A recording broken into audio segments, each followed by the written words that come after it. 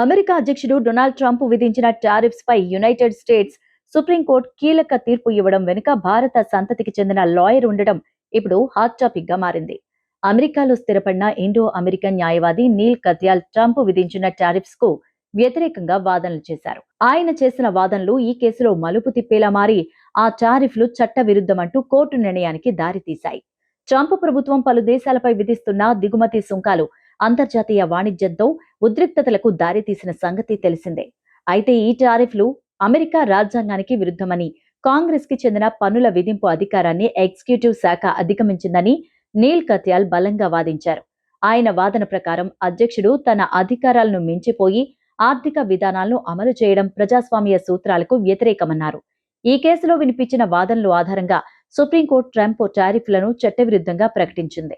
దీని ద్వారా అంతర్జాతీయంగా వాణిజ్య విధానాల్లో కీలక మార్పులు చోటు చేసుకోబోతున్నాయి.